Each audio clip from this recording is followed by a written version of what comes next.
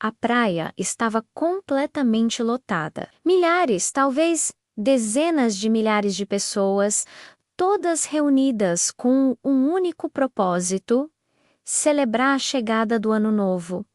A energia era contagiante. Os olhos de todos estavam fixos no céu escuro, esperando pelo espetáculo. A contagem regressiva começou, um coro massivo que parecia fazer a areia tremer. Por todo lado, celulares eram erguidos. Pequenas telas tentando capturar um momento que ainda não tinha chegado. Risos, conversas animadas, a pura expectativa de um novo começo. O relógio batia 23 horas e 59 minutos.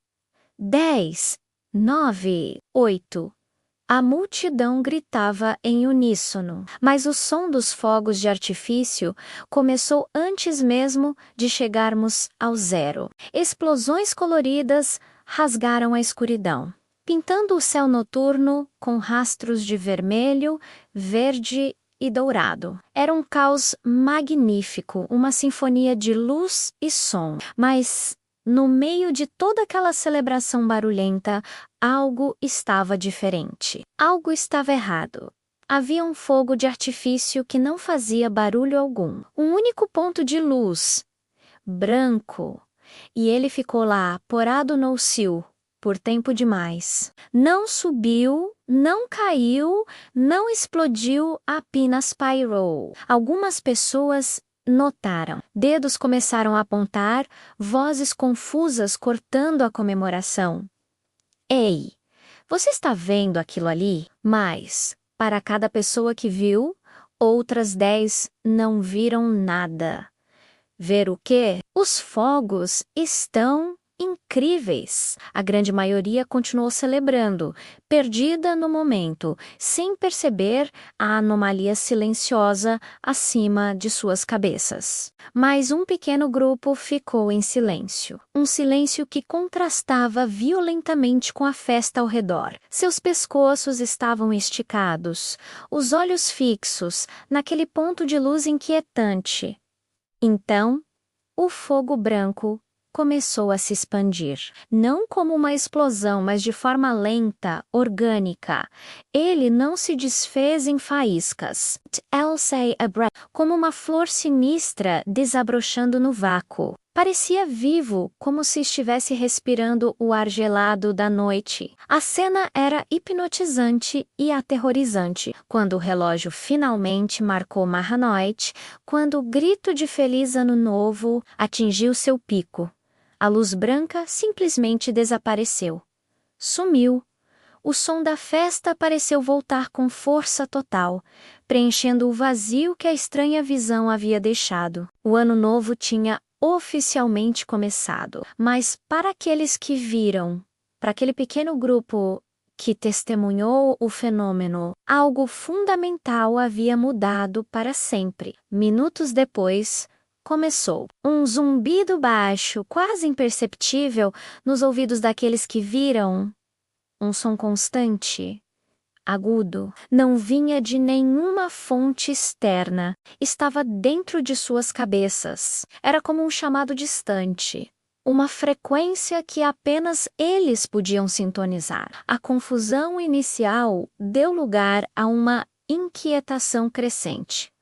O que era aquilo? Durante a madrugada, as primeiras mensagens começaram a chegar em seus celulares, de números desconhecidos, sem identificação. Não havia texto, nem foto, nem link.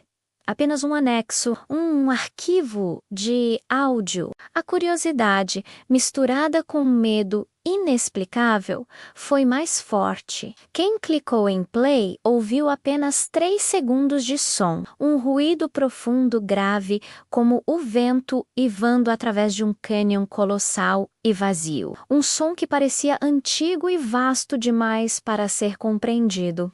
E foi isso. Depois de ouvirem o áudio, essas pessoas começaram a desaparecer. Não de forma violenta, não houve gritos, nem pânico, nem luta, elas simplesmente deixaram de estar lá. Num segundo, estavam no meio da multidão, conversando, ou caminhando. No segundo seguinte, o espaço que ocupavam estava vazio. As pessoas ao redor, ainda imersas na celebração, não perceberam nada. Continuaram rindo e dançando como se nada tivesse acontecido. As câmeras de segurança da cidade capturaram algo que o olho humano perdeu. No exato instante do desaparecimento de cada pessoa, uma sombra branca e difusa surgia sobre elas por uma fração de segundo. Não era uma sombra escura projetada no chão, era uma luz pálida no ar, como o reflexo fantasmagórico daquele fogo de artifício silencioso. Quando o sol nasceu, pintando o céu com cores suaves, a noite de festa havia acabado. E algo mais bizarro aconteceu. Ninguém se lembrava dos desaparecidos. Era como se eles nunca tivessem existido. Fotos de grupo tiradas nos celulares se ajustaram sozinhas, apagando rostos, conversas em aplicativos de mensagens desapareceram. A memória coletiva foi reescrita. Só restou uma coisa, ecoando na cabeça dos poucos que viram, ouviram e, por algum motivo, ainda estavam ali. Um lembrete constante do que havia acontecido.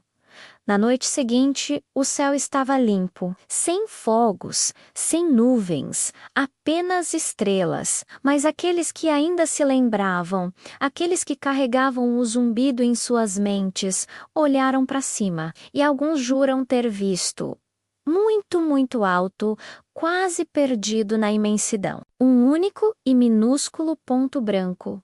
Imóvel, silencioso, esperando pelo próximo ano novo.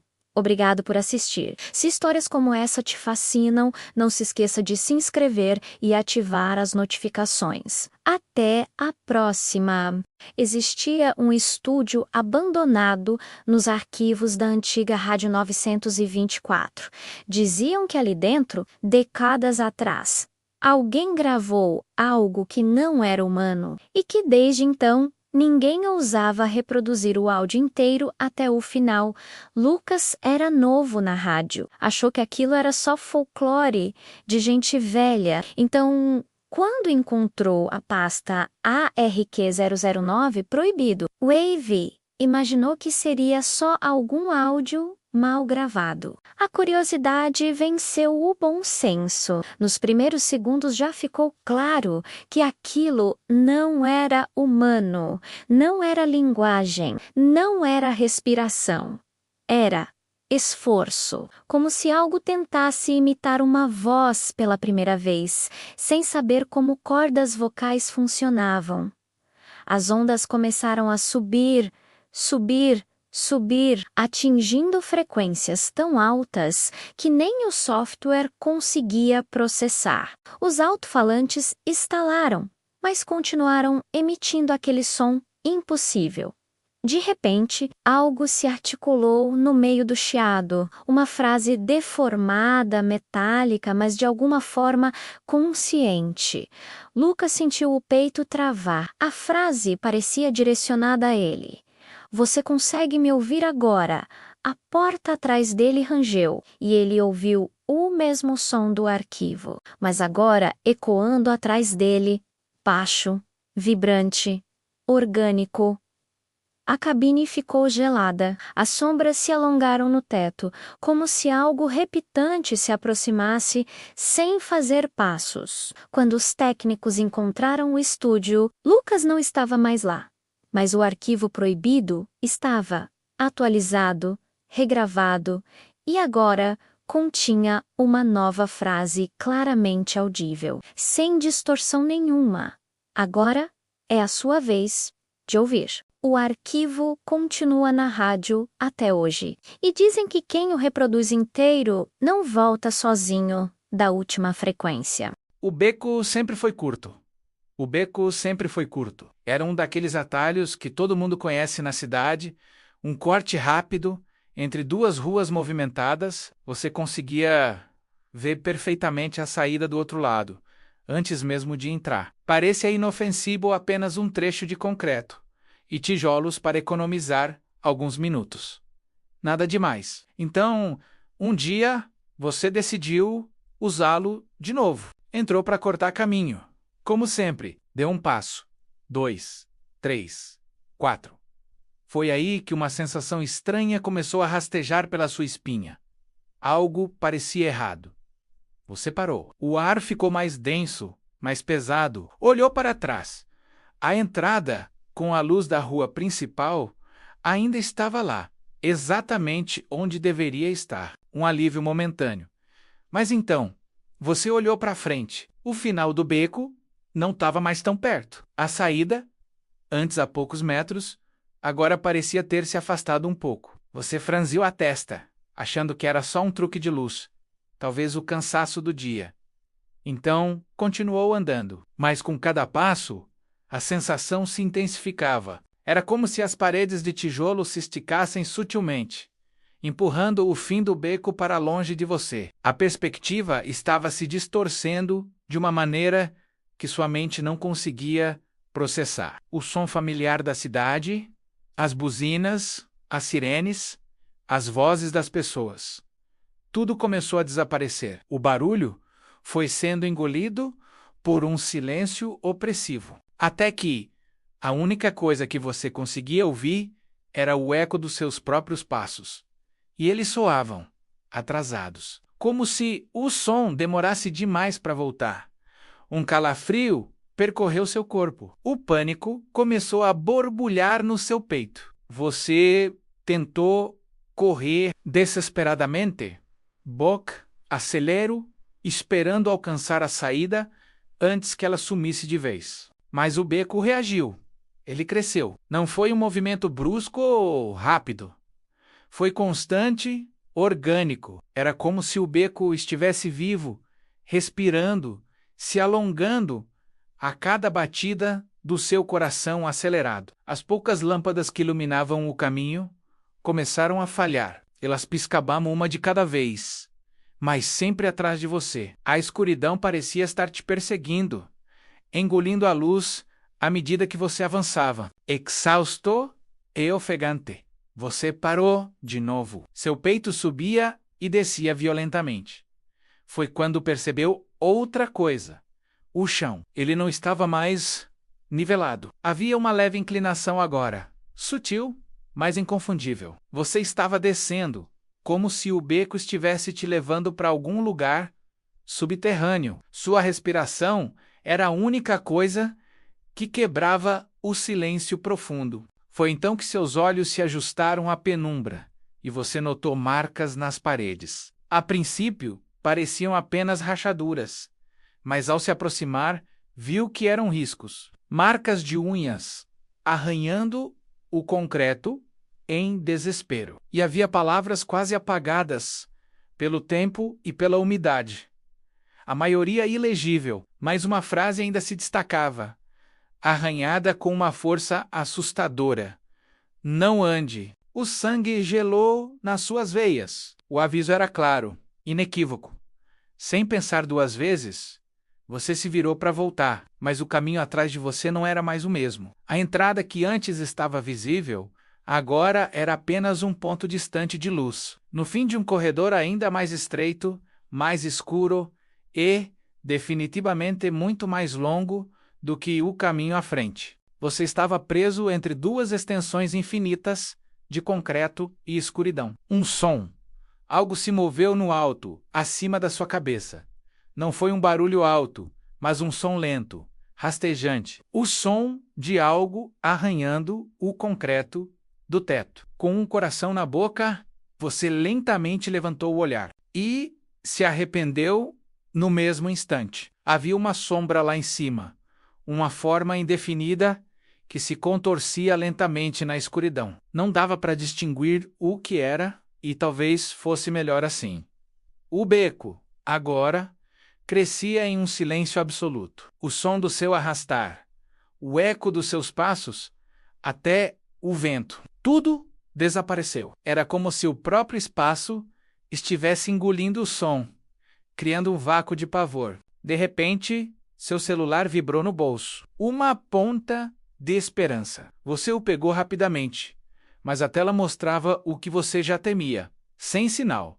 nenhuma barra de rede, sem Wi-Fi. Mesmo assim, algo impossível aconteceu. Uma notificação apareceu na tela de bloqueio. Uma única frase, digitada em letras brancas e frias. Você ainda está andando. Seus músculos congelaram. Você parou completamente, cada fibra do seu corpo, gritando para não dar mais nenhum passo. Mas o beco, ele continuou crescendo. As paredes se afastaram lentamente. O teto subiu, se perdendo na escuridão acima. O chão afundou sob seus pés. Foi nesse momento de terror absoluto que você finalmente entendeu. Não era o seu movimento físico que alimentava aquele lugar. Não eram seus passos. Era a sua intenção. O seu desejo de sair. O beco crescia, porque você queria ir embora. Quanto mais você lutava para escapar, mais ele se tornava sua prisão. As últimas luzes se apagaram de vez, mergulhando você numa escuridão total, palpável. E então, um som suave cortou o silêncio. O som de algo caindo do teto, bem atrás de você. Na noite de 22 de dezembro, a pequena rua Pinheiro Branco estava completamente silenciosa, a neve pesada caía sem parar, abafando qualquer som e cobrindo tudo com um manto branco e espesso. Era como se o próprio inverno tivesse prendido a respiração, esperando por algo. Dentro da casa de número 47, Clara montava sozinha sua árvore de Natal. Era o primeiro Natal sem a mãe. E cada enfeite, cada luzinha, parecia carregar o peso da ausência dela. A casa, antes cheia de risadas, agora ecoava um vazio profundo. Mesmo assim, ela tentava manter viva a tradição, como uma promessa silenciosa. Foi então que ela ouviu 3 batidas na porta, lentas, fortes, firmes. Clara franziu a testa. Quem poderia ser a essa hora, com uma nevasca dessas? Ela não estava esperando ninguém. Caminhou devagar até a porta, sentindo o ar frio que vinha por debaixo da fresta. Olhou pelo olho mágico. Não havia ninguém. Apenas um boneco de neve, parado bem em frente à sua porta.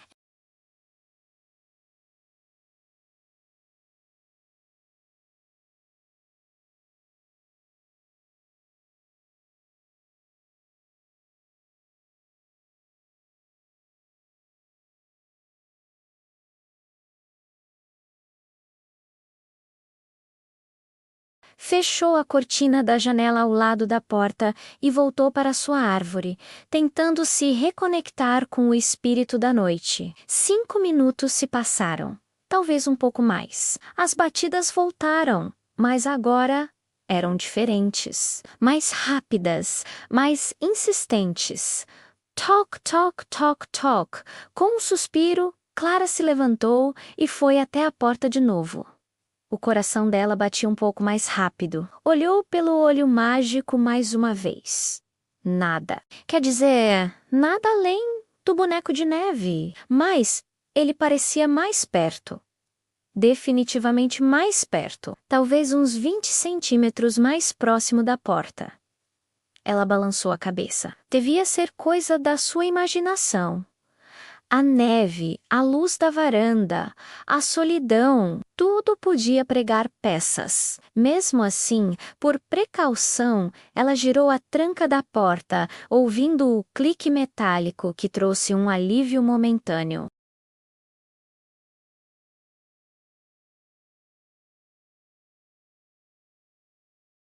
A lareira estalou, soltando faíscas que dançaram por um instante antes de morrer. E então, toc, toc.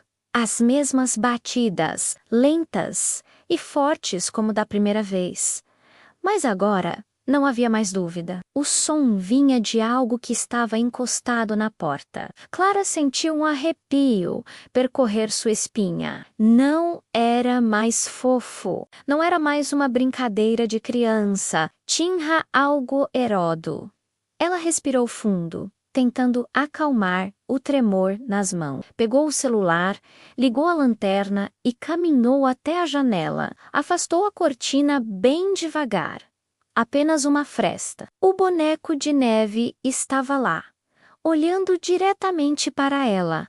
Mas não era só isso. Havia algo terrivelmente pior. Os brocos dele, antes caídos ao lado do corpo, agora estavam levantados, erguidos na mesma altura e posição de alguém que está prestes a bater numa porta. Clara recuou de um salto, o ar faltando em seus pulmões. Naquele exato momento, a luz da sala piscou, duas vezes, e a chama da lareira diminuiu até quase se apagar, como se um sopro gelado tivesse passado por ela. E foi então que ela ouviu outro som. Um som que não vinha de fora, vinha de dentro da casa, um arrastar suave vindo do corredor escuro que levava aos quartos, como pés descalços se arrastando em um piso de madeira. Mas Clara estava sozinha. Pelo menos ela achava que estava. O terror tomou conta dela. Suas mãos tremiam tanto que ela mal conseguia segurar o celular.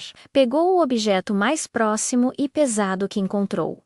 Um castiçal de bronze maciço que estava sobre a mesinha. Com o coração martelando contra as costelas, ela voltou até a porta. Precisava ter certeza de que a tranca estava firme. Encostou o ouvido na madeira fria, esperando ouvir o vento, a neve. Qualquer coisa normal. Em vez disso, ouviu um sussurro. Uma voz fina, chiada, como o som do gelo se quebrando, e dizia: "Deixa eu entrar." "Tá tão frio aqui fora." Clara se jogou para trás, tropeçando no tapete. A voz estava do outro lado da porta. A voz do boneco de neve. A adrenalina tomou conta do medo. Num impulso de coragem ou desespero, ela correu até a janela e arrancou a cortina de uma vez. O rosto do boneco de neve estava colado no vidro, o nariz de cenoura esmagado contra a janela, os olhos de carvão vazios, fixos nela. E os braços?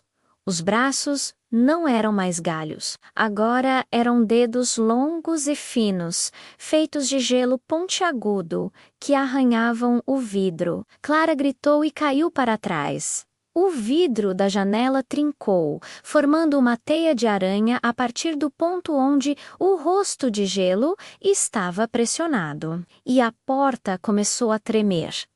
B-A-M. B-A-M. B-A-M. Golpes surdos e pesados, como se algo enorme estivesse se jogando contra ela. Algo pesado e gelado por dentro. Com um flash ofuscante, a lâmpada da sala explodiu. A escuridão só foi quebrada pela luz fraca da lareira moribunda. O vento gelado invadiu a sala de repente, mas não vinha de nenhuma janela quebrada. Era um sopro tão frio que queimava a pele, trazendo consigo o cheiro de neve e terra molhada. Cheiro de túmulo.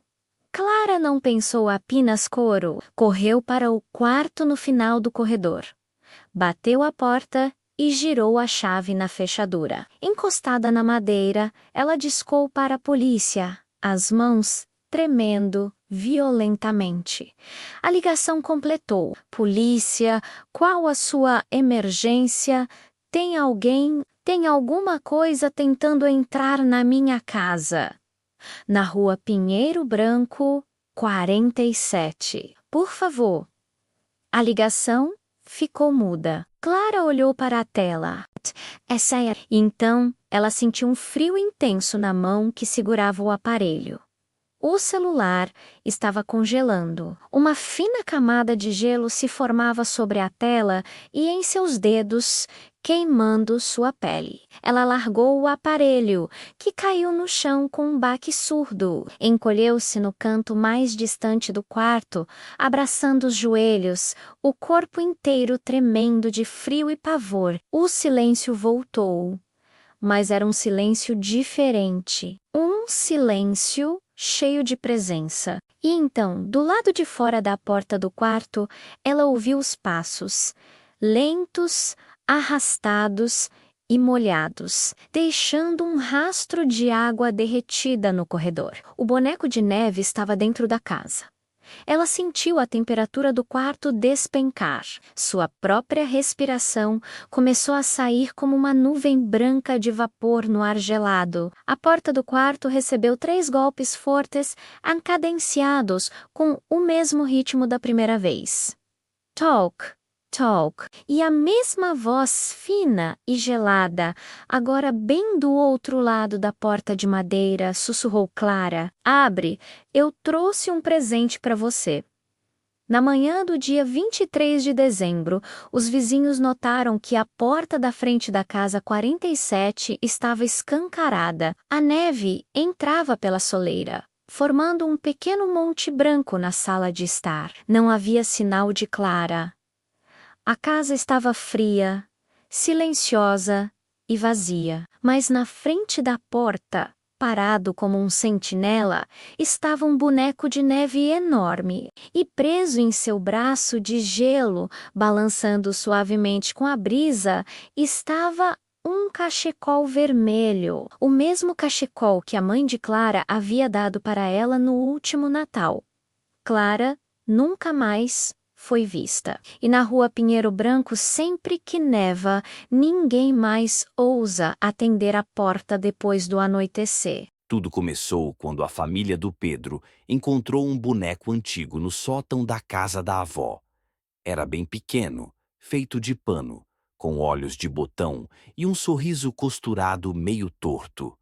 O Pedro achou ele estranho, mas sabe como é, decidiu guardar o boneco no próprio quarto. Naquela mesma noite, algo aconteceu. Ele acordou de madrugada para beber água e viu o boneco sentado na cadeira, bem em frente à cama dele. Pedro ficou confuso. Ele tinha certeza absoluta que tinha deixado o boneco dentro da gaveta antes de dormir. No dia seguinte, ele pegou o boneco e guardou de novo, pensando que talvez estivesse cansado e se enganado. Mas na madrugada seguinte, ouviu um som bem leve, como se um tecido estivesse sendo arrastado pelo chão. Ele acendeu a luz do abajur com o coração acelerado, e lá estava o boneco, agora no chão, bem ao lado da cama. O Pedro começou a pensar que talvez fosse sonâmbulo ou que sua imaginação estava pregando uma peça nele.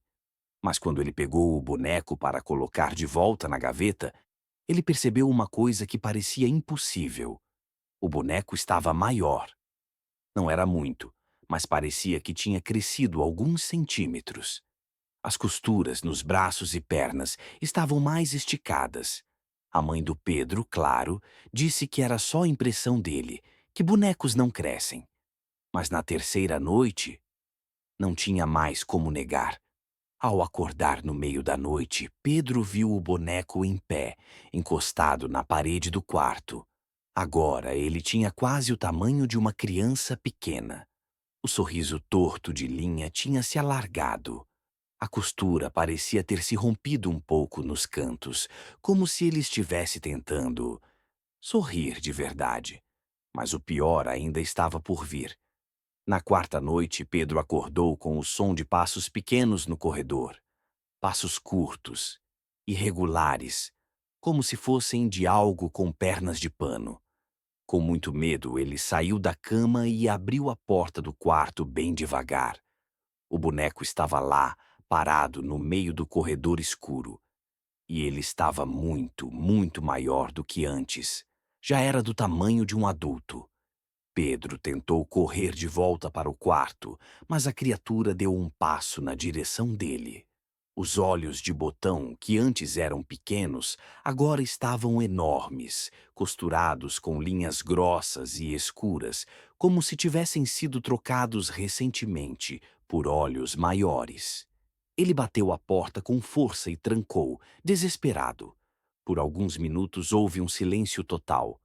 Um silêncio que dava mais medo do que qualquer barulho, até que algo encostou suavemente na porta e começou a arranhar.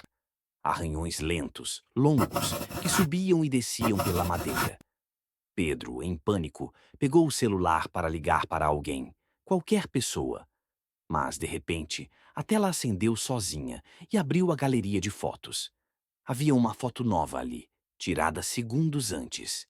A foto mostrava o boneco, agora gigantesco, agachado do lado de fora da porta, olhando diretamente para a câmera como se tivesse tirado uma selfie. O problema é que o Pedro não tirou essa foto.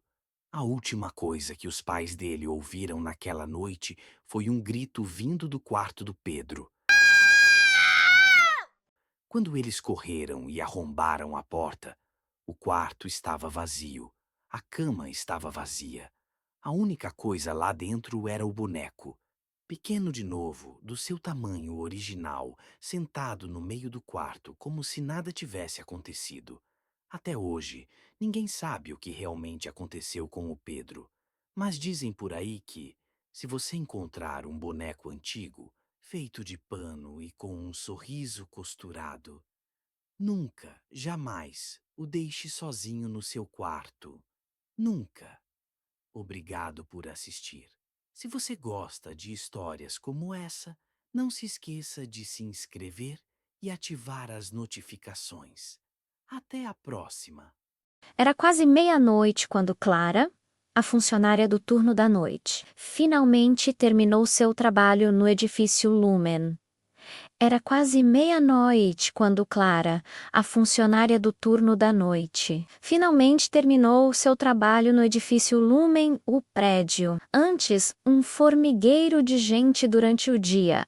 Agora era um gigante de concreto adormecido. Um silêncio pesado tomava conta dos corredores, quebrado apenas pelo eco distante e insistente de um elevador, que parecia funcionar sozinho. Clara, cansada e com o corpo moído pela longa jornada, caminhou até o poço dos elevadores. A luzinha do botão de chamada brilhava como um olho solitário na penumbra. Ela apertou e esperou, o som mecânico se aproximando. As portas de metal se abriram, revelando a cabine antiga, com suas paredes de madeira escura e iluminação fraca que mal conseguia vencer as sombras nos cantos. Ela entrou, sentindo o cheiro familiar de produto de limpeza, misturado com algo velho, um cheiro de poeira e tempo. Como fazia todas as noites, seu dedo foi direto para o botão do térreo. O pequeno círculo de plástico se acendeu, prometendo a saída, a rua, o caminho para casa. Mas naquela noite, algo estava diferente. O elevador simplesmente a ignorou. As luzes da cabine piscaram uma, duas vezes e então mergulharam numa escuridão momentânea. Quando voltaram, um zumbido baixo preencheu o silêncio e o painel digital acima da porta mudou. Não mostrava o T de térreo. Em vez disso, em um vermelho doentio, apareceram 2 caracteres, um sinal de menos e o número 3. Andar -3. Clara franziu a testa. Aquilo não podia estar certo. Ela conhecia cada canto daquele prédio. O último subsolo, onde ficava o depósito principal, era o -2. Não existia um andar -3. Era um erro, um defeito no sistema. Desesperada, ela começou a apertar todos os outros botões. O do térreo, o da garagem, qualquer um. Mas era Cada botão que ela pressionava se apagava instantaneamente, como se a ordem fosse rejeitada. Apenas o botão do -3 continuava a brilhar, uma promessa sinistra no painel escuro. E então o elevador começou a descer, mas não era a descida suave e rápida de sempre. Era um movimento lento, arrastado, como se a máquina estivesse sendo puxada para baixo, contra a sua vontade. Um barulho metálico e agudo ecoou acima de sua cabeça. Um som de arranhado, como unhas compridas e afiadas sendo arrastadas pela superfície de metal do teto da cabine. Clara encolheu os ombros, olhando para cima, para a portinhola de emergência, imaginando o que poderia estar lá. O coração dela batia descontrolado no peito. O elevador finalmente parou. Não com o din suave de sempre, mas com um solavanco que a fez perder o equilíbrio. As portas rangeram ao se abrir. Um som longo e doloroso, como um gemido de metal enferrujado. O que ela viu do outro lado não pertencia ao edifício Lumen. Era um corredor que nunca tinha visto antes. O teto era baixo claustrofóbico. As lâmpadas penduradas por fios desencapados piscavam intermitentemente, lançando sombras dançantes sobre paredes de concreto úmido, manchadas de mofo e escuridão. Um cheiro forte invadiu suas narinas, cheiro de ferrugem do lugar fechado, de terra molhada. Ou talvez fosse o cheiro metálico de sangue antigo. Seu primeiro instinto foi recuar. Ela se virou e esmurrou o botão de fechar as portas, mas ele não respondia. Estava morto, inerte. Atrás dela, o próprio elevador parecia ter ganhado vida. Um sopro de ar quente e abafado saía pelas frestas das paredes da cabine, como se a máquina estivesse respirando em sua nuca. Clara hesitou, mas a curiosidade misturada ao pavor a impulsionou. Ela deu um passo hesitante para fora do elevador, seus sapatos fazendo um barulho úmido no chão de concreto. O eco do seu passo foi imediatamente engolido por um silêncio pesado e opressor, como se o próprio ar fosse denso demais para o som viajar. Lá no fundo do corredor mal iluminado, uma única porta de metal enferrujado se destacava contra o concreto cinza. De repente, a porta bateu. Um som seco, curto, poque, e de novo, poque, como se algo do outro lado estivesse batendo com um dedo, impaciente. Clara sentiu um arrepio percorrer sua espinha e começou a recuar em direção à segurança precária do elevador. Foi quando seus olhos captaram algo no chão. Bem em frente, aquela porta misteriosa. Era um cartão de crachá, idêntico ao que ela usava todos os dias. Com as mãos trêmulas, ela se agachou. O nome impresso no cartão era o dela, Clara Mendes, e abaixo do nome, a sua foto. Mas havia algo terrivelmente errado com a imagem. Era ela sim, seu rosto, seu cabelo, seu uniforme. Mas na foto, seus olhos não olhavam para a câmera. Eles estavam virados, olhando por cima do ombro, para algo atrás dela, com uma expressão de puro terror congelada em seu rosto. Ela pegou o crachá, o plástico frio contra seus dedos suados, e antes que pudesse processar o que aquilo significava, um gemido metálico e arrastado ecoou pelo corredor. A porta enferrujada começou a se abrir, devagar, rangendo como se não fosse aberta há séculos. A fresta se alargou, revelando nada, apenas escuridão total. Um breu absoluto, tão denso que parecia ter peso e substância. Um buraco de escuridão viva. E então, algo se moveu lá dentro. Um movimento baixo, rastejante. Uma forma indefinida começou a se arrastar da escuridão em direção à luz fraca do corredor. O pânico, finalmente, tomou conta de Clara. Ela se virou e correu de volta para o elevador, gritando, implorando para que as portas se fechassem. Elas começaram a se mover, mas com a mesma lentidão agonizante de antes, como se estivessem sendo seguradas por uma força invisível. A fresta de luz do corredor foi diminuindo, e no último segundo, quando a escuridão estava prestes a ser selada, um braço surgiu da porta da sala. Um braço longo, cinza, com uma pele que parecia esticada sobre os ossos. Ele tocou o chão, E os dedos, que eram mais como garras enormes e negras, arranharam o concreto enquanto se arrastava para fora. As portas do elevador se fecharam com um estrondo. A cabine disparou para cima com uma violência que a jogou contra a parede. As luzes piscavam freneticamente. O visor digital enlouqueceu, alternando entre números aleatórios. Andares que não existiam. 99 menos 15. 42. Clara gritava, encolhida no canto. Para no térreo! Por favor, me tira daqui! O elevador finalmente parou com um solavanco no 5º andar. O andar onde ficava o escritório da empresa de limpeza. O andar onde ela trabalhava. Assim que as portas se abriram, Clara saiu correndo, sem olhar para trás, tropeçando pelos próprios pés no corredor vazio. Mas antes que as portas do elevador se fechassem completamente, o visor acendeu mais uma vez e mostrou, em um vermelho brilhante e solitário, -3, como se alguém ou alguma coisa lá embaixo tivesse chamado o elevador de volta. Na manhã seguinte, os primeiros funcionários a chegar encontraram o crachá de Clara caído dentro do elevador. Mas tu, Clara.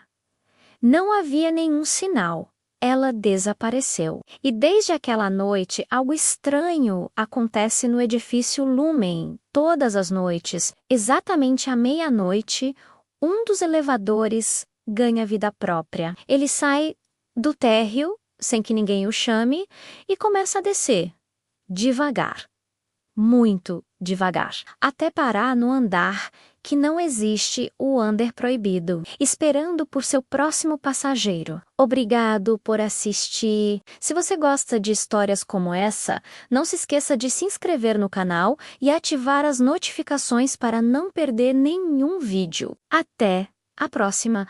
A estrada estava vazia, havia quilômetros. O celular sem sinal. O painel do carro marcava quase meia-noite quando o hotel surgiu no horizonte. Era um prédio antigo, iluminado demais para aquele trecho isolado da estrada. A placa piscava lentamente, com uma luz fraca. Hotel Serra Azul, você estacionou. A única coisa que queria era uma cama para passar a noite. Na recepção, um homem magro, com um sorriso contido, levantou os olhos do balcão de madeira. A luz amarelada do ambiente tornava a cena ainda mais estranha. Estamos lotados, ele disse, sem demonstrar qualquer emoção. Então fez uma pausa que pareceu curta demais. Exceto um quarto. O quarto 214. Ele entregou a chave tão rápido que você mal conseguiu reagir. Não pediu seu documento, não perguntou seu nome. Antes que você subisse as escadas, ele deu um último aviso, com uma voz baixa. Evite sair do quarto depois da meia-noite. O corredor do 2º andar era longo e silencioso. O tapete vermelho, completamente gasto pelo tempo. Portas de madeira se alinhavam dos dois lados, e em cada uma delas, uma pequena placa dourada dizia: ocupado.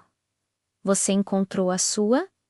214 e entrou. O quarto era simples, limpo, e o silêncio era tão profundo que chegava a incomodar. Exatamente às 12h07, você ouviu o primeiro som, um arrastar suave vindo do corredor.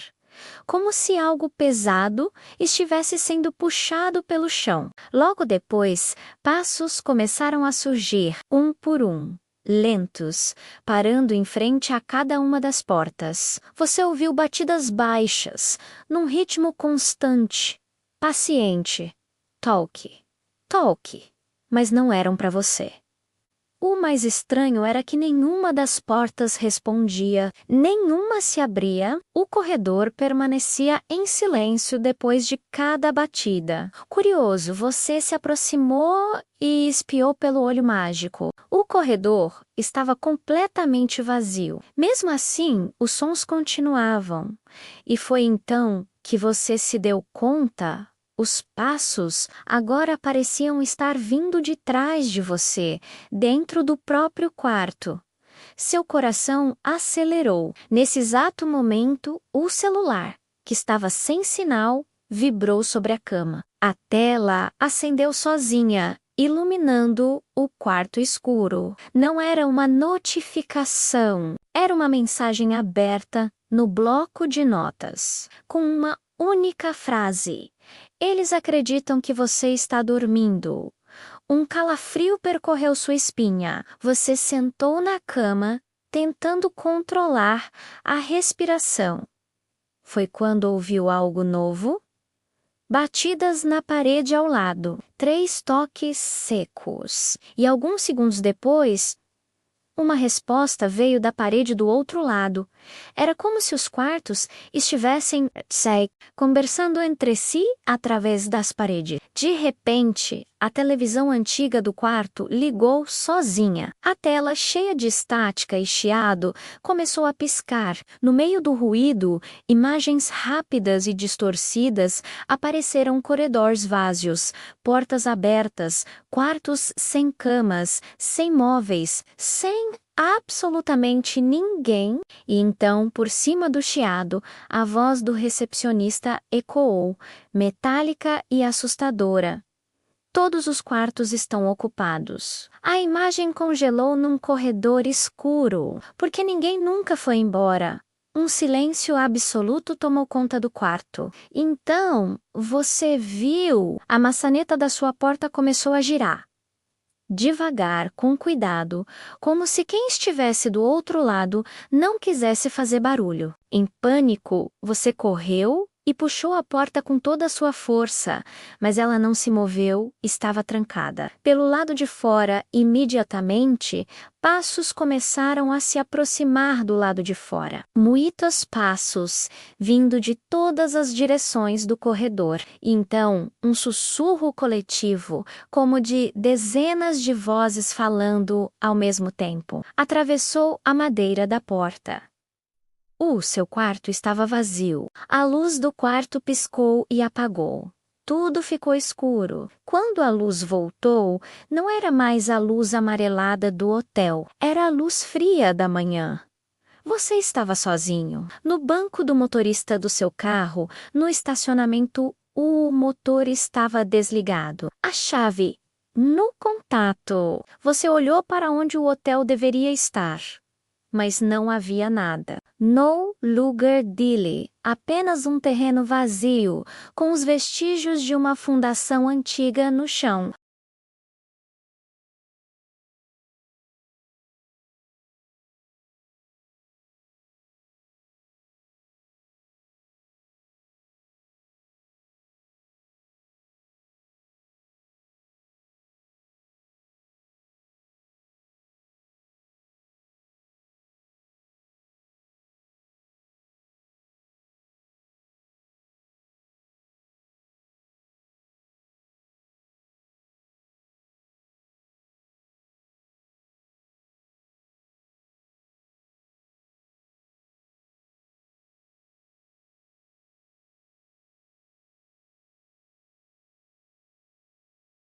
O último metrô do dia sempre parava em todas as estações.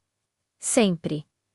Era uma regra não escrita, uma certeza para os poucos passageiros que restavam na plataforma, cansados após um longo dia. Mas naquela noite, algo estava diferente desde o início. A estação parecia mais vazia do que o normal, banhada por uma luz fria e quase clínica que fazia as sombras se alongarem de forma estranha. O painel eletrônico marcava 18 minutos depois da meia-noite. A linha era correta. O destino final estava confirmado como sempre, parecia tudo em ordem. As portas se fecharam com aquele silvo pneumático familiar, um som que normalmente trazia conforto, o sinal de que você estava a caminho de casa. Mas o som pareceu mais definitivo desta vez, quase como o fechar de um cofre ou tram party. Na primeira estação, Ninguém estranhou muito. Talvez o condutor estivesse com pressa, talvez houvesse alguma manutenção noturna. O metrô simplesmente não reduziu a velocidade. Passou zunindo pela plataforma vazia, um borrão de luzes e concreto visto pela janela. Algumas pessoas franziram a testa, outras nem tiraram os olhos do celular. Afinal, atrasos e pequenas anomalias acontecem. O painel eletrônico dentro do vagão continuava a exibir as informações de sempre. Anunciava a próxima estação. Mostrava o tempo estimado de chegada. Tudo parecia perfeitamente normal, um contraste bizarro com a realidade que se desenrolava do lado de fora. Mas então, o trem chegou à segunda estação. E também não parou, a plataforma passou voando, um flash de azulejos e bancos vazios. Nesse momento, um murmúrio percorreu o vagão. As pessoas começaram a se olhar, a trocar olhares confusos e preocupados. Os fones de ouvido foram sendo retirados. As conversas por mensagem interromp. Quando a terceira estação foi ignorada, o murmúrio cessou. Um silêncio denso e pesado tomou conta do vagão. Não havia mais conversas, não se ouvia o som de passos ou o farfalhar de jornais. Até mesmo os anúncios sonoros que deveriam ecoar a cada nova estação desapareceram. Restava apenas o som contínuo e hipnótico das rodas nos trilhos. Um ritmo metálico que parecia cada vez mais rápido, cada vez mais urgente. A tensão era palpável, uma eletricidade no ar que fazia cada respiração parecer alta demais. Um homem mais corajoso, ou talvez mais desesperado, se levantou. Ele caminhou com passos firmes até a porta que conectava ao vagão seguinte, provavelmente procurando o condutor, uma explicação, qualquer coisa. Ele agarrou a maçaneta e puxou 1, 2, 3 vezes. A porta não se moveu, estava trancada. Ele forçou com o ombro, o metal gemeu em protesto, mas não cedeu. O pânico começou a se instalar. Uma mulher perto da porta apertou o botão de emergência, o botão vermelho, que deveria ser um elo com a segurança, com o mundo exterior. Ela pressionou com força, o dedo quase afundando no plástico.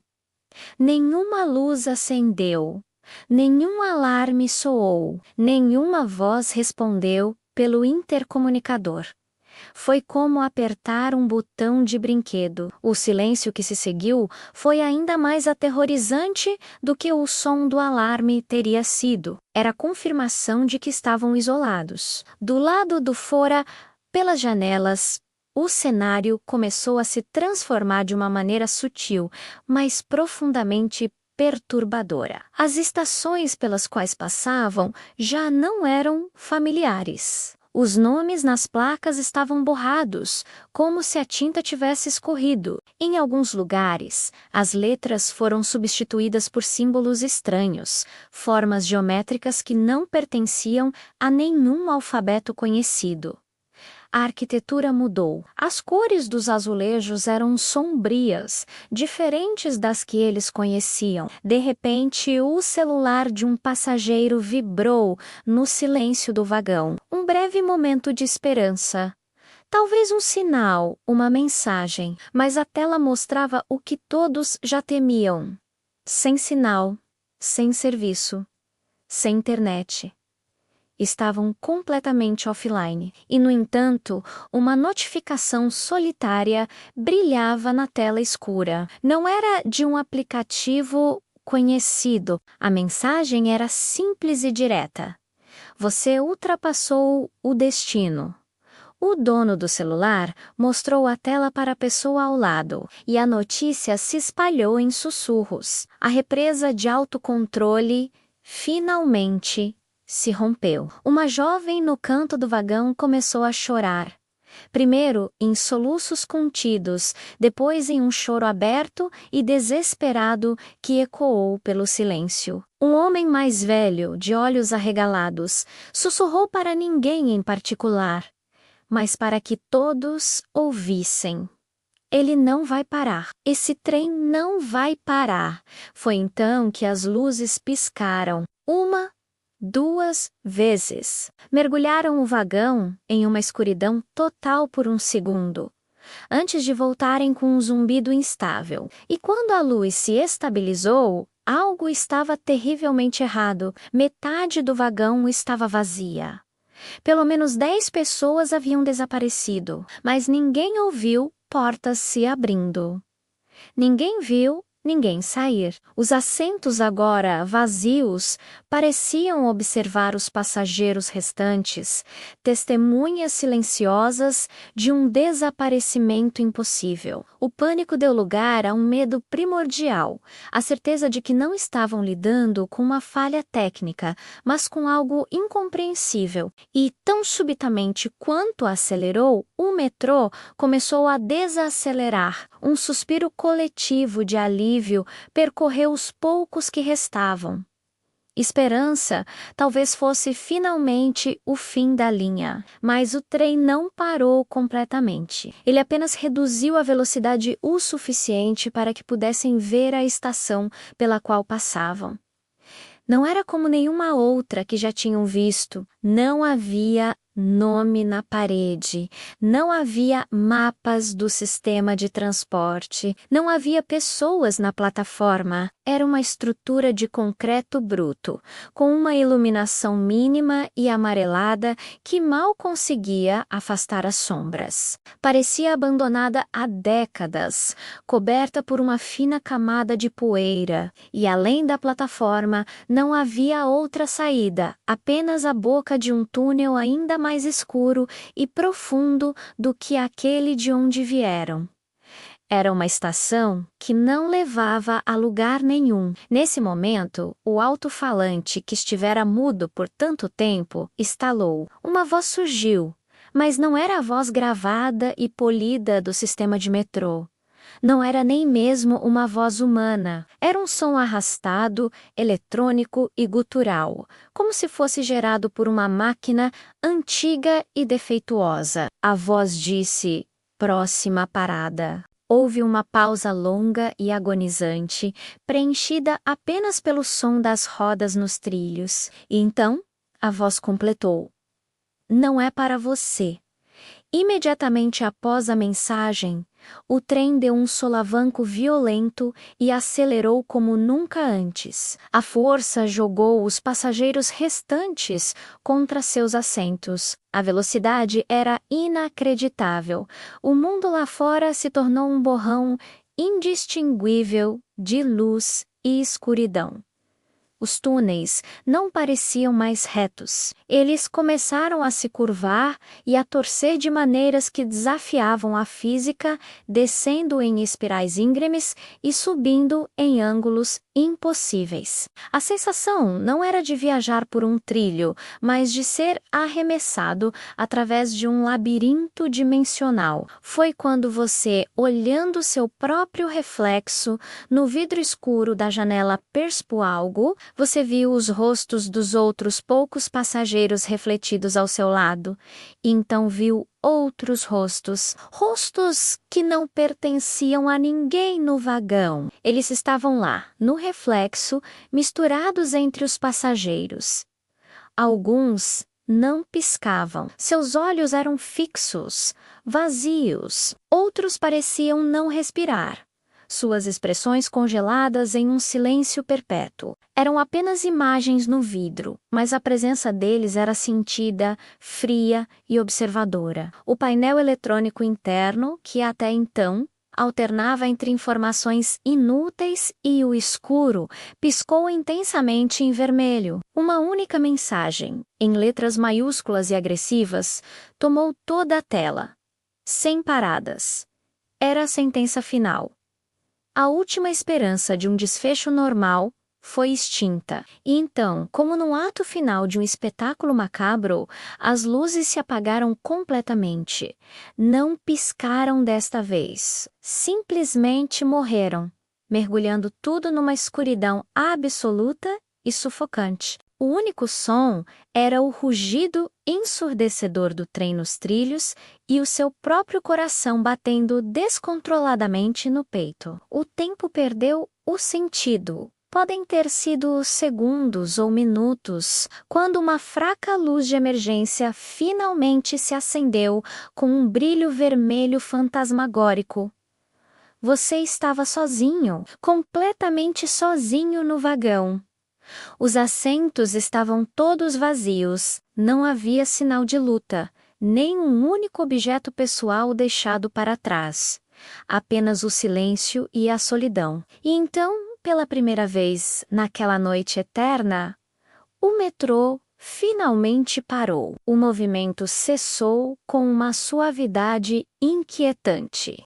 Silvoçu, e as portas se abriram, mas do outro lado não havia uma plataforma, não havia uma estação, havia apenas um corredor escuro que parecia descer para as entranhas da terra, perdendo-se na escuridão muito além do alcance da fraca luz do vagão. O ar que vinha de lá era frio e tinha um cheiro de terra úmida e de algo antigo, esquecido. Acima das portas, o painel eletrônico piscou uma última vez. A mensagem final apareceu, nítida e clara.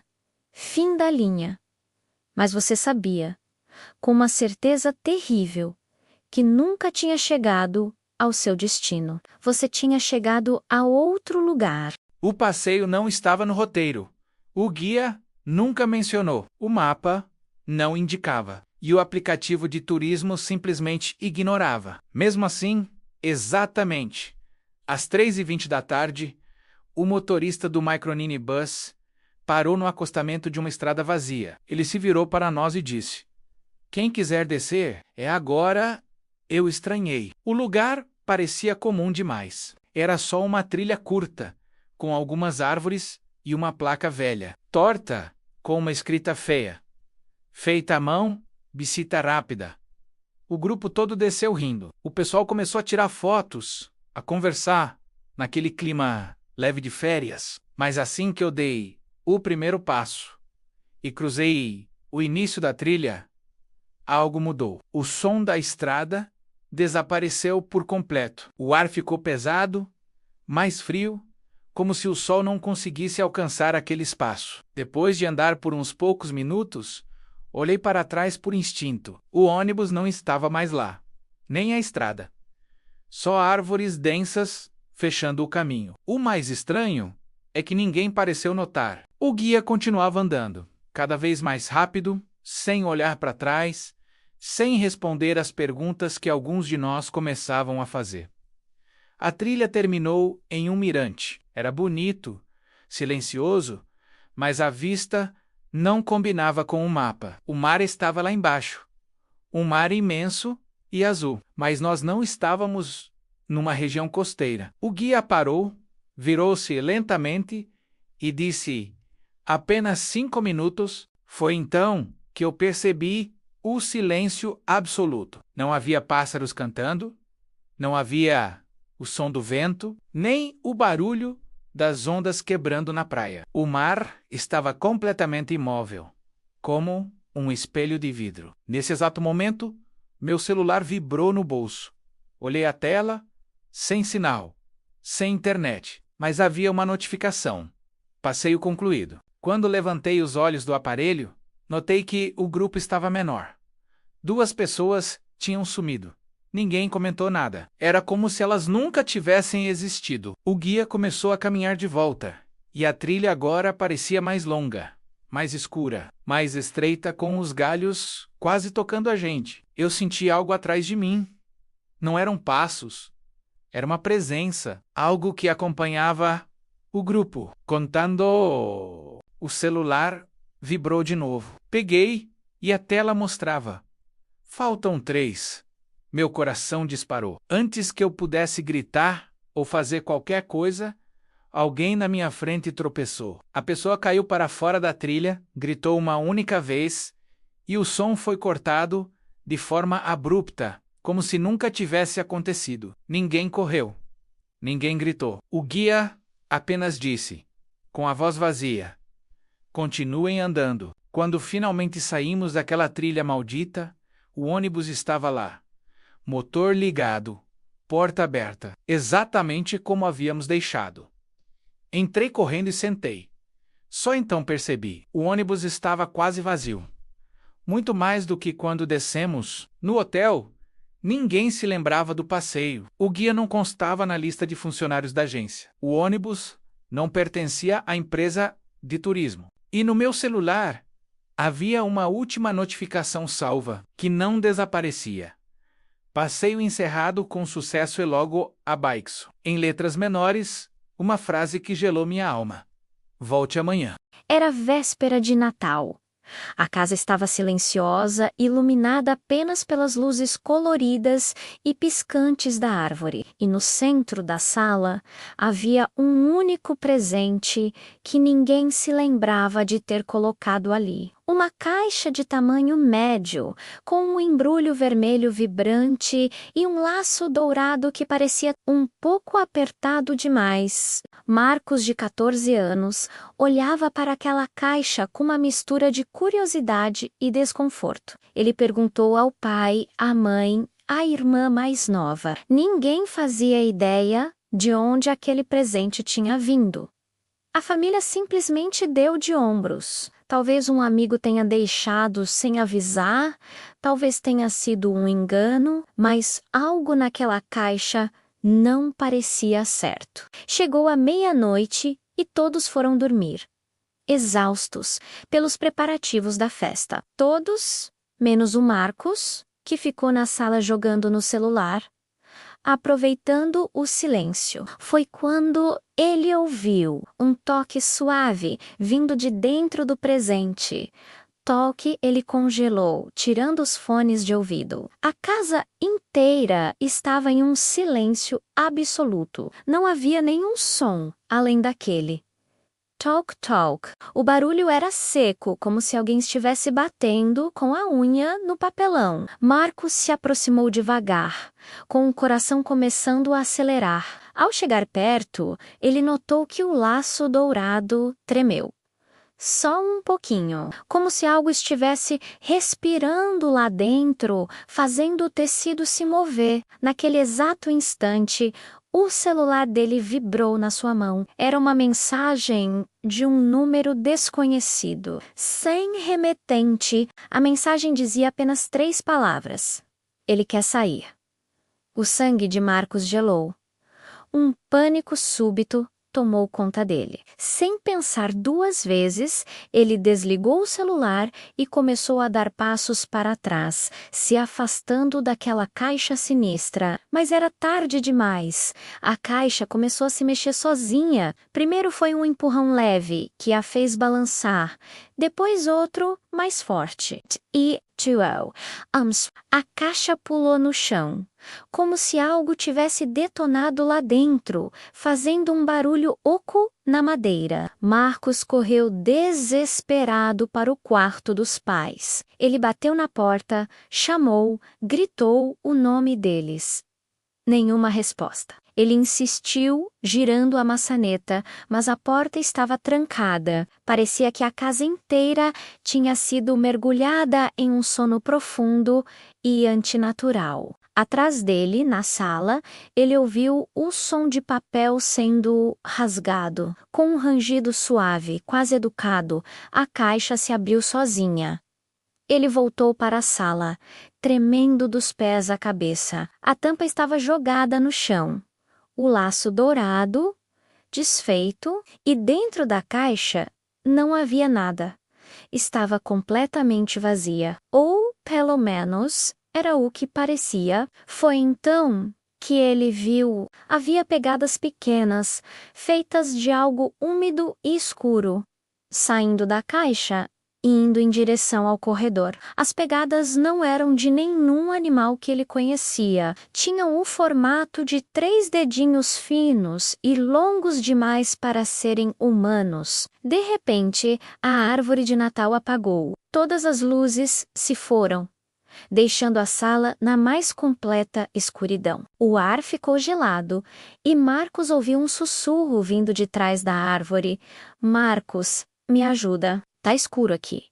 Era a voz de uma criança, mas estava completamente errada. Soava como se estivesse sendo imitada por algo que nunca aprendeu a falar direito. Uma imitação grotesca e arrastada. Marcos deu 2 passos para trás, tropeçando no tapete. No mesmo instante, as luzes da árvore piscaram e acenderam de novo. E ali, entre os galhos verdes e os enfeites brilhantes, algo o observava, uma cabeça pequena, redonda, feita de papel de presente rasgado, fita adesiva e carne. Os olhos eram 2 buracos negros e vazios no papel. A boca, um rasgo torto, recortado em um sorriso largo demais. Era o presente. Aquela criatura bizarra rastejou para fora da árvore, dobrando suas pernas ao contrário, em ângulos impossíveis. Ela se moveu pelo chão com a rapidez de um inseto, seus passos trêmulos e erráticos. Marcos correu para a porta da frente, sua única esperança de fuga. Girou a maçaneta com desespero. Estava trancada, completamente emperrada, sem chave. A criatura já estava atrás dele. Era pequena, leve, mas Marcos podia ver suas garras, feitas de papel enrolado tão afiado quanto lâminas. Com aquela voz arrastada e infantil, ela sussurrou de novo, bem perto do seu ouvido. Você não abriu seu presente. No dia seguinte, na manhã de Natal, a família encontrou a caixa vazia na sala. O papel vermelho estava amassado e rasgado, e o lodo dela, embaixo da árvore, havia um novo presente. Pequeno, também embrulhado em papel vermelho, com uma etiqueta escrita à mão, que dizia o nome do pai. Quando Ana alugou a casa antiga, o dono só pediu uma coisa. Você pode usar tudo, menos o quarto do fundo. Aquele lá, não abra. O quarto ficava no fim de um corredor apertado, sempre mais frio que o resto da casa. A porta tinha uma fechadura velha, enferrujada, e um aviso escrito à mão. Não entre. Nos primeiros dias, Ana respeitou, mas à noite sempre escutava algo vindo dali. Um arranhar leve, passos, ou o som de alguém respirando perto da porta. Certa madrugada, às 13h07, Ana acordou com um barulho metálico. A fechadura do quarto estava girando sozinha. Devagar, como se alguém estivesse destrancando por dentro. Ela se levantou, tremendo, e ligou a luz do corredor. Mas quando chegou perto, a porta estava apenas entreaberta alguns centímetros. De lá de dentro, vinha um cheiro de mofo e algo mais, algo podre.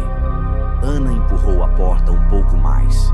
O quarto era pequeno, vazio, exceto por uma cadeira virada para a parede, como se alguém tivesse ficado sentado ali por horas. E então ela percebeu. Havia marcas profundas na parede, arranhões longos, repetidos, como se alguém tentasse sair. Antes que pudesse recuar, a porta bateu atrás dela. Um estrondo. O quarto ficou totalmente escuro. E atrás de Ana, algo começou a respirar. Pesado, quente, muito perto. Tremendo, ela buscou o celular e ligou a lanterna. A luz tremeu, piscou e revelou um rosto pálido parado no canto, olhando diretamente para ela. Imóvel, sem olhos, só buracos escuros, fundos demais para serem humanos. A luz apagou, e tudo que ela ouviu foi a porta se abrindo lentamente atrás dela. Depois, silêncio. Pela manhã a casa estava vazia. Ana desapareceu sem deixar rastros, mas quem passa pelo corredor afirma que o quarto, o tal quarto proibido, as às vezes abre sozinho e alguém parece respirar lá dentro. O táxi apareceu quando você menos esperava. A rua estava vazia, uma chuva fina caía, e seu celular não tinha bateria suficiente para chamar outro. De repente, como se surgissem do nada, 2 faróis cortaram a escuridão. O carro amarelo clássico se aproximou, deslizando pelo asfalto molhado, e parou suavemente ao seu lado. Os vidros estavam fechados, o motor ligado, e a placa parecia limpa demais para aquela hora, para aquela chuva. Algo parecia estranho, mas o cansaço e a necessidade falaram mais alto. Você abriu a porta e entrou. O interior do carro tinha aquele cheiro familiar de táxi antigo, uma mistura de couro e aromatizante. O motorista não virou o rosto para cumprimentá-lo. Ele apenas segurava o volante, olhando para a frente, com uma voz baixa, quase um sussurro, que mal se ouvia acima do som do motor. Ele perguntou: "Para onde?" Você disse o endereço da sua casa, um destino que já fez centenas de vezes. Ele assentiu lentamente com a cabeça, um movimento quase imperceptível. Mas algo estava errado. Ele não ditou nada no aplicativo, não ligou o GPS, não confirmou a rota, apenas engatou a marcha e o táxi arrancou em silêncio, mergulhando na noite. Os primeiros minutos foram normais. O carro se movia pelas ruas conhecidas. O barulho dos pneus no asfalto molhado era o único som presente. Você olhou pela janela, observando as luzes da cidade borradas pela chuva. Mas logo uma sensação de estranheza começou a crescer. Você passou por um mercado fechado com uma placa de neon piscando, normal. Mas alguns minutos depois você passou pelo mesmo mercado de novo. A mesma placa, o mesmo piscar. Você franziu a testa e então viu o mesmo muro grafitado pela terceira vez. As ruas começaram a se repetir, num ciclo bizarro e silencioso. Era como estar preso em um looping, uma lembrança que não terminava. Você se inclinou para a frente, quebrando o silêncio desconfortável. Com licença, acho que estamos andando em círculos. Já passamos por aqui? O motorista não se moveu. Sua voz, ainda baixa e sem emoção, respondeu: "Já estamos indo." A resposta não acalmou você. Pelo contrário, o ar dentro do carro ficou mais pesado. Você pegou o celular, na esperança de checar o mapa, mas não havia sinal. Sem internet, a tela estava escura, exceto por uma única notificação que apareceu de repente, sem som. A mensagem era simples e aterrorizante, rota indefinida. Que aquilo significava? Seu coração começou a acelerar. O instinto gritava que algo estava muito, muito errado. Com o nervosismo crescendo, você olhou para o espelho retrovisor, tentando ver o rosto do motorista com mais clareza. E foi aí que o medo realmente se instalou. O reflexo dele não batia com seus movimentos. A cabeça dele se movia na realidade, mas no espelho, a imagem parecia atrasada, como um vídeo com lag. Um fantasma digital preso no vidro. Era sutil, mas inegável. O homem no reflexo parecia uma versão distorcida, um eco do homem que dirigia. Você desviou o olhar, sentindo um calafrio percorrer sua espinha. O que estava acontecendo naquele carro? De repente, a chuva parou, não gradualmente, mas de uma vez. Num instante, o som das gotas batendo no teto desapareceu. Você olhou para fora e as ruas estavam completamente secas, como se nunca tivesse chovido. O ar ficou silencioso demais, um silêncio absoluto, que parecia engolir todos os sons da cidade. Não havia outros carros, nem pessoas, nem o zumbido distante da metrópole. Apenas o seu táxi, deslizando por um mundo mudo e imóvel. A realidade parecia estar se desfazendo ao seu redor. O pânico tomou conta. "Eu quero descer." "Pare o carro agora, por favor," você disse, sua voz um pouco mais alta, trêmula. O motorista respondeu com a mesma calma perturbadora de antes, sem se virar. "Não chegamos ainda. E nesse exato momento, um som de clique ecoou pelo carro. O taxímetro, que até então estava desligado, ligou sozinho. Mas ele não marcava dinheiro. Ele marcava tempo. Os números vermelhos subiam como um cronômetro.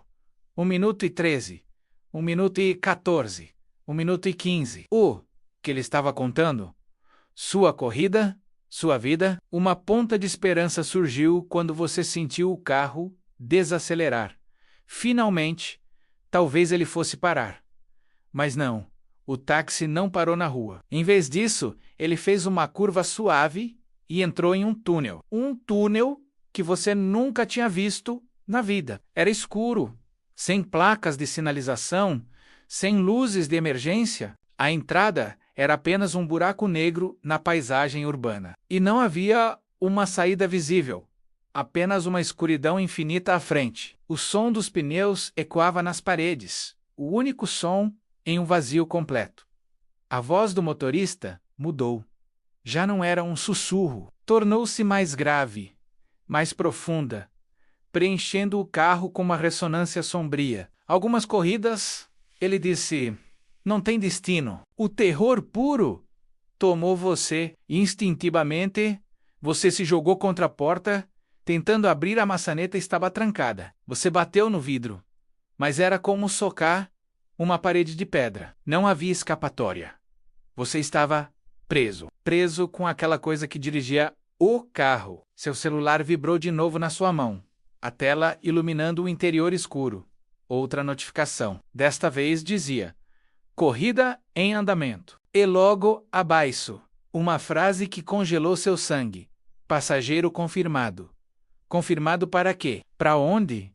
Era como se um contrato invisível tivesse sido selado no momento em que você entrou naquele táxi. Você era o passageiro e a corrida tinha que ser completada. Não importava o destino. Com as mãos tremendo, você olhou para frente mais uma vez, para o espelho retrovisor. O medo se transformou em um horror indescritível. O espelho não refletia mais o motorista. Ele agora refletia o banco de trás. O seu lugar. Mas o banco estava vazio. Você não estava lá.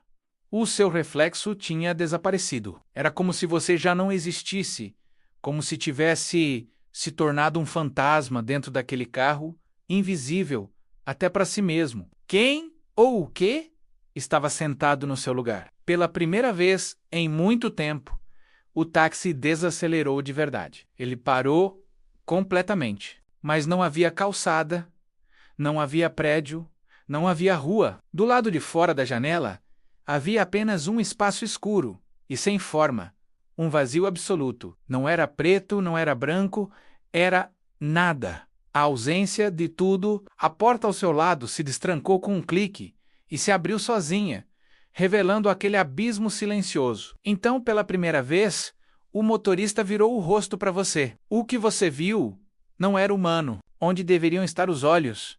Havia apenas órbitas vazias e escuras, como poços sem fundo. E com aquela voz profunda e final, ele disse, chegamos. O taxímetro no painel zerou. Um silêncio total e absoluto tomou conta do carro. O motor desligou. E então, o táxi partiu novamente, deslizando para a escuridão, deixando você para trás, na beira do nada, com ou sem você. A corrida havia terminado. Ou talvez uma nova estivesse apenas começando. Obrigado por assistir. Se você gostou dessa história, não se esqueça de deixar o seu like, se inscrever no canal e ativar as notificações para não perder as próximas viagens. Até a próxima! O ônibus das 23h59 sempre foi uma lenda urbana na minha cidade. Era aquele detalhe estranho que todo mundo conhecia, mas ninguém falava muito sobre. Ele era sempre o último a passar. Mesmo quando os aplicativos de transporte diziam que não havia mais ônibus, mesmo quando a própria empresa afirmava que aquela linha tinha sido desativada há anos, ele sempre vinha Pontualmente, numa noite particularmente longa e exaustiva, eu estava no ponto desesperado para chegar em casa. O cansaço era tanto que superava qualquer estranheza. Quando as luzes familiares dele surgiram na escuridão da rua deserta, eu senti um alívio imenso. Não havia um número visível na frente, como de costume. Apenas o horário, piscando em um vermelho digital e hipnótico. 23h59. O motorista não me olhou. Ele nunca olhava. A porta sibilou e abriu sozinha, como um convite silencioso. Dentro, o ambiente era frio e estéril. O ônibus estava quase vazio, o que não era incomum para aquele horário. Apenas 3 outras pessoas estavam a bordo. Todas sentadas separadamente, em um silêncio pesado, olhando fixamente para frente, como se estivessem em transe. Sentei-me no fundo, perto da janela, e o motor arrancou sem o menor solavanco, de uma forma quase sobrenatural. Lá fora, o mundo parecia ter desaparecido. Não havia som de trânsito, nem buzinas, nem a paisagem urbana que eu conhecia. Apenas ruas longas e idênticas que se repetiam em um loop infinito sob uma iluminação artificial constante. Algo estava errado. Peguei meu celular para verificar a hora. Marcava 0h07, mas o tempo parecia estagnado. Os minutos não avançavam como deveriam. O tempo dentro daquele ônibus tinha suas próprias regras. De repente, uma das passageiras se levantou. Era uma senhora de casaco escuro. Ela caminhou lentamente até a frente Curvusei e sussurrou algo inaudível no ouvido do motorista. Ele apenas assentiu com a cabeça, sem virar o rosto. Na parada seguinte, a porta se abriu. Ela desceu. Mas não havia ponto de ônibus ali. Não havia calçada. Não havia nada. Apenas uma escuridão densa e absoluta que engoliu sua silhueta assim que ela deu o primeiro passo para fora. A porta se fechou e o ônibus seguiu viagem. Um arrepio gelado percorreu minha espinha. Olhei ao redor. Mais atento agora. O silêncio parecia mais pesado. Agora, éramos apenas 2 passageiros, além de mim. Os assentos vazios pareciam observar. A cada curva, a cada rua idêntica, a sensação de estar preso se intensificava. O segundo passageiro, um homem de marreia-idade com uma pasta no colo, levantou-se 3 paradas depois. O ritual se repetiu. Ele desceu para o mesmo vazio impenetrável, mas antes de sair, ele parou na porta, virou-se e olhou diretamente para mim. Sua expressão era vazia, desprovida de qualquer emoção, e com uma voz rouca e baixa, ele disse: "Você passou do seu horário." No exato instante em que a porta se fechou, meu celular vibrou violentamente na minha mão. Uma notificação automática piscava na tela escura. Última chamada. O coração martelava no meu peito.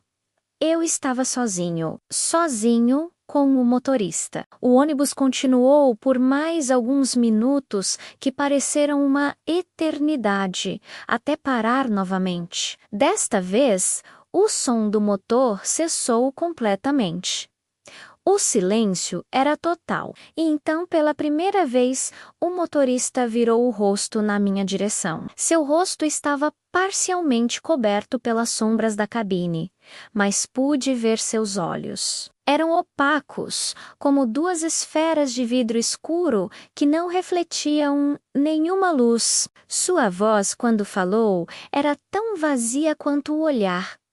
Chegamos, com o coração na boca. Olhei pela janela, esperando ver meu bairro, minha rua, qualquer coisa familiar, mas não havia nada. O que vi foi um terminal de ônibus gigantesco e abandonado. Dezenas, talvez centenas de ônibus idênticos estavam parados em fileiras perfeitas, cobertos de poeira e tempo. E em cada um deles, o letreiro vermelho piscava a mesma mensagem: 23h59, a porta ao meu lado se abriu, revelando a plataforma deserta do terminal. O motorista completou sua frase, sem se mover. Você é o último. Eu não me lembro de ter me levantado. Não me lembro de ter descido os degraus. A última coisa da qual tenho consciência é o som da porta se fechando atrás de mim e o silêncio absoluto daquele lugar. Hoje, a lenda do ônibus das 23h59 continua viva. As pessoas ainda o veem passando pelas ruas escuras da cidade. Mas quem tem a coragem ou o azar de entrar nele nunca mais é visto pegando outro transporte. Obrigado por assistir. Se você gosta de histórias como essa, não se esqueça de se inscrever no canal e ativar as notificações para não perder nenhuma viagem. Até a próxima!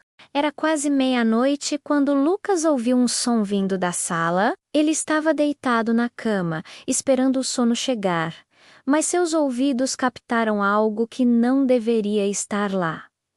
Os pais já dormiam há horas. A casa estava completamente silenciosa, mas aquele barulho, um ruído de passos pesados, vinha direto do lado da árvore de Natal. Lucas saiu do quarto pisando na ponta dos pés. Ele acreditava que era seu pai, talvez montando os presentes, querendo fazer uma surpresa. Uma onda de empolgação percorreu seu corpo enquanto ele se esgueirava pelo corredor escuro, mas quando chegou à porta da sala, ele parou. O que ele viu não era seu pai. Era alguém muito maior. Um homem enorme, com uma silhueta que preenchia a sala. Usava um casaco vermelho, grosso e gasto, e botas pretas que ainda tinham neve derretendo no tapete. E na cabeça, um gorro tão antigo que parecia ter pertencido a outra época. Ele estava parado de costas, imóvel, olhando para a árvore. A única luz vinha das luzinhas piscando, refletindo em suas costas largas. Lucas, ainda sem entender, sorriu e sussurrou: "Pai." A figura começou a virar o corpo. Devagar. Muito, muito devagar. Cada movimento era deliberado, pesado, como se estivesse se arrastando contra o tempo. E foi então que o sorriso de Lucas desapareceu. O que estava na sua frente não tinha rosto, onde deveriam estar os olhos, o nariz e a boca. Havia apenas uma superfície lisa e pálida, esticada como um tecido velho e sem vida. A pele era lisa, sem traços, sem expressão. Era uma tela em branco, vazia e perturbadora. Mesmo sem olhos, Lucas sentiu que aquela criatura o encarava. O peito do falso Noel subia e descia ritmicamente, como se estivesse respirando, mas aquilo não parecia vivo da forma certa. Era uma respiração mecânica, oca. A figura ergueu um saco vermelho, o mesmo tipo de saco que qualquer criança no mundo reconheceria. Mas o tecido estava sujo, manchado com algo escuro, e em alguns lugares parecia pulsar, como se algo estivesse se movendo lá dentro, tentando sair. Formas irregulares pressionavam o tecido por dentro, desesperadas. Lucas recuou um passo, o pé raspando no assoalho. O som ecoou na sala silenciosa. E foi então que ele ouviu a voz, ou melhor, as vozes, um sussurro vindo de dentro do saco. Muitas vozes juntas, vozes de crianças, chorando. "Nos tira daqui, por favor." O Noel sem rosto inclinou a cabeça para o lado, um gesto curioso, como um animal tentando entender o medo de sua presa. Depois ele deu um passo na direção de Lucas. O chão rangeu sob o peso esmagador de suas botas. Lucas não esperou mais. Ele se virou e correu de volta para o quarto. Bateu a porta com força e girou a tranca, o coração batendo descontrolado no peito. Ele encostou as costas na madeira, ofegante, mas de repente, a árvore de Natal acendeu sozinha, muito mais brilhante que antes, inundando o corredor com uma luz colorida e sinistra que vazava por baixo da porta. E na fenda de luz, ele viu a sombra da criatura passar. Alta, pesada, parou bem na frente de sua porta. Lucas prendeu a respiração, ouvindo o som baixo e constante da respiração do lado de fora. Lucas, a voz não veio da criatura, veio de dentro do saco. As vozes das crianças chamavam seu nome, e elas repetiam, como um coro fantasmagórico, imploravam.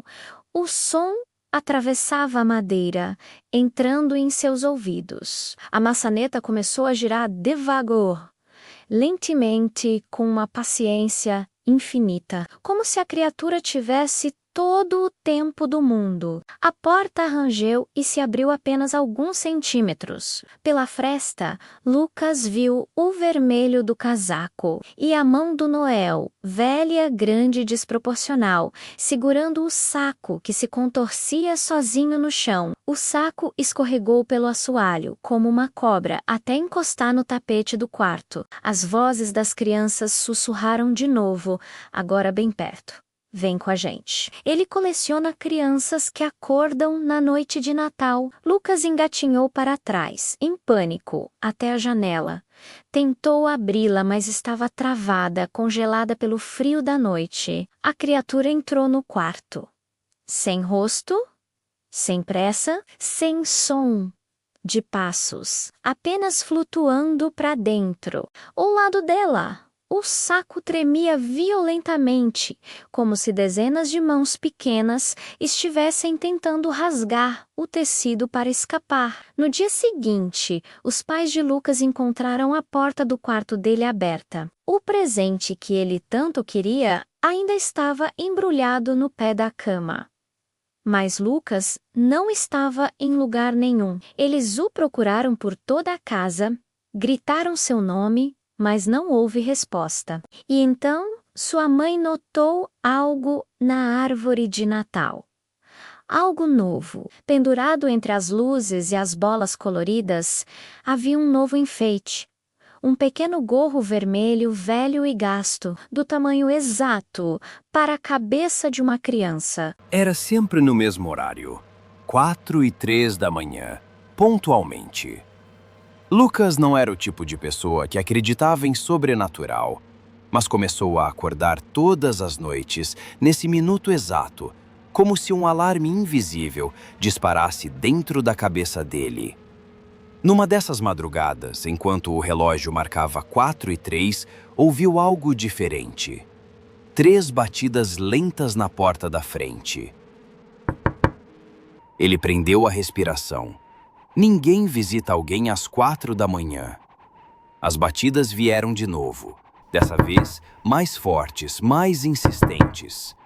Lucas caminhou lentamente até a porta, com o celular na mão, usando a lanterna para iluminar o caminho escuro. Seu coração martelava contra o peito. Quando ele finalmente chegou e olhou pelo olho mágico, não havia ninguém. Só a rua vazia e silenciosa, iluminada por um poste solitário que piscava fracamente. Ele pensou em ignorar, voltar para a cama, mas a curiosidade foi mais forte. Ele decidiu abrir a porta, apenas alguns centímetros, uma fresta mínima. Foi o suficiente. Um vento gelado invadiu a casa, um frio que não combinava em nada com a noite quente de verão. E então ele viu. No capacho, bem na soleira da porta, havia uma marca no chão, uma pegada. Mas não era uma pegada comum. Tinha apenas 3 dedos, longos e finos, e estava afundada no concreto, como se algo extremamente pesado tivesse pisado ali. Lucas sentiu um arrepio percorrer sua espinha. Ele voltou para dentro, assustado, e trancou tudo o que podia. A tranca principal, a trava de segurança, a corrente, mas sabia que aquilo não adiantaria. Na noite seguinte, às 4:30 da manhã, as batidas retornaram. Só que desta vez, elas vieram seguidas de uma voz baixa, rouca, que parecia arranhar o silêncio da noite. Lucas, abra! Estou esperando você! Ele congelou no meio do quarto. Nunca tinha ouvido aquela voz na vida, mas ela pronunciou seu nome perfeitamente, como se o conhecesse há anos. Nos dias que se seguiram, o ritual se repetiu. Sempre no mesmo horário, o visitante retornava, sempre batendo na porta, sempre chamando pelo seu nome, Lucas! pedindo para entrar. Lucas mal conseguia dormir. O medo era constante. Até que, na sexta noite, algo mudou. Ele não acordou com as batidas. Acordou com o som de passos, dentro da casa. Passos lentos e arrastados, vindo do andar de baixo. Com o coração na garganta, ele desceu as escadas correndo e encontrou a porta da frente aberta, escancarada. Mas não parecia ter sido arrombada. Parecia ter sido aberta por alguém que tinha a chave. E no final do corredor, parado na penumbra, havia uma silhueta. Uma figura alta, magrela, com braços e pernas que pareciam longos demais. Ela não tinha rosto, apenas uma escuridão disforme onde a cabeça deveria estar. A criatura estava virada na direção dele, imóvel. Lucas tropeçou para trás, tentando acender as luzes, mas o interruptor não funcionou. A energia tinha caído no mesmo instante. No escuro total, com apenas a sua respiração ofegante preenchendo o silêncio, o visitante falou novamente, agora muito, muito perto, o som vindo de trás dele. Finalmente acordei você. Uma mão gelada, com dedos longos e finos, tocou seu ombro. E então, tudo ficou branco. Na manhã seguinte, os vizinhos, preocupados com a porta aberta, chamaram a polícia. A casa estava vazia, a sala uma bagunça, e o celular de Lucas estava no chão, ainda gravando áudio. A gravação termina exatamente às 4:03 da manhã, com a voz rouca do visitante sussurrando uma última frase. Volto amanhã. Obrigado por assistir. Se você gostou dessa história, não se esqueça de se inscrever no canal e ativar as notificações para não perder os próximos vídeos. Até a próxima. O voo de volta estava lotado. Fim de férias. Pessoas cansadas, conversas baixas e o zumbido constante do ar-condicionado.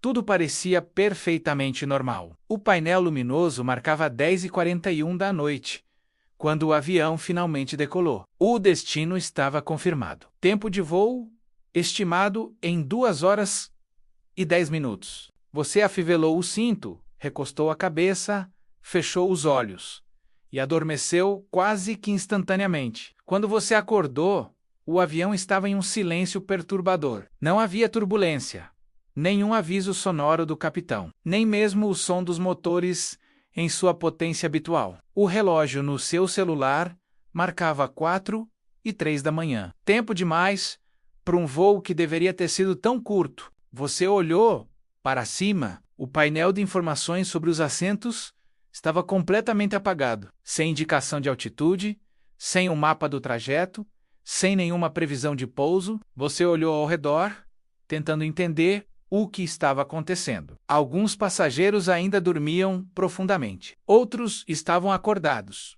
mas completamente imóveis, olhando fixamente para frente, com uma expressão vazia. Uma aeromoça passou pelo corredor. Seus passos eram lentos, mecânicos.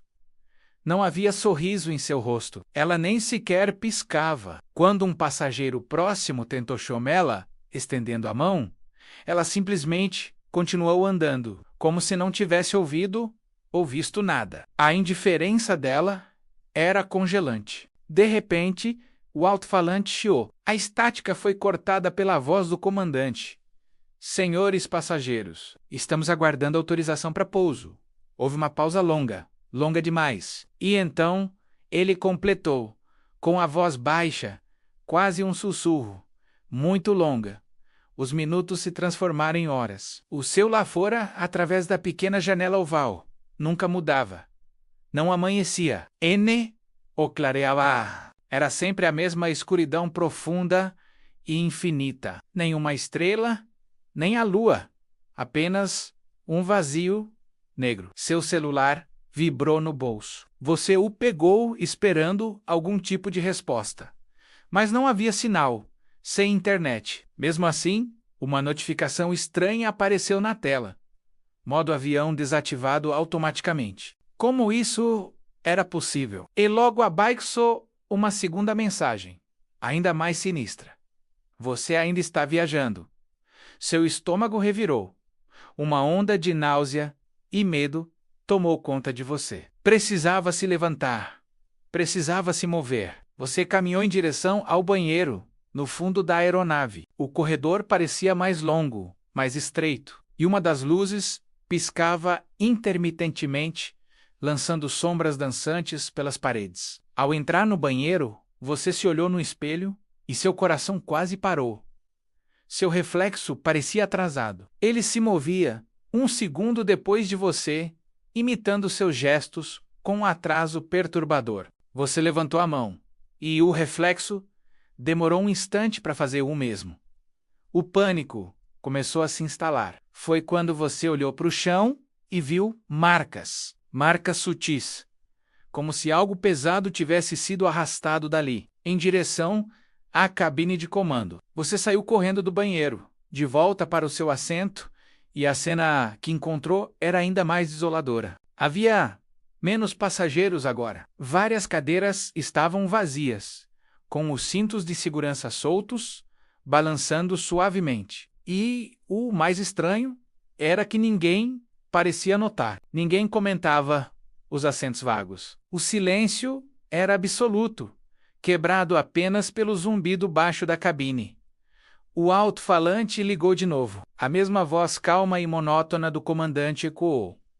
Pedimos que permaneçam sentados. Seguiu-se um silêncio pesado, e então a frase final que selou o destino de todos a bordo. Alguns voos não pousam nesse exato momento. As luzes se apagaram por completo, mergulhando a cabine numa escuridão total.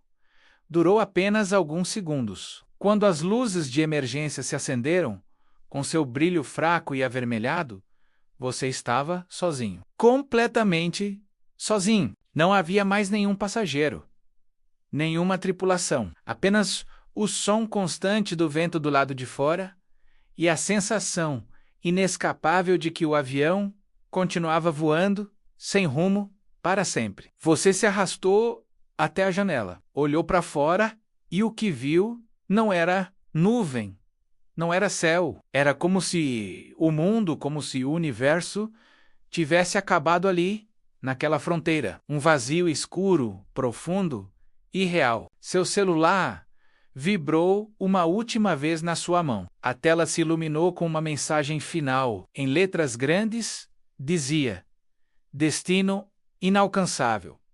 E logo abaixo, em letras menores, uma frase de cortesia macabra: Obrigado por voar conosco. E o avião seguiu em frente, cortando um nada infinito, sem nunca, jamais, tocar o chão.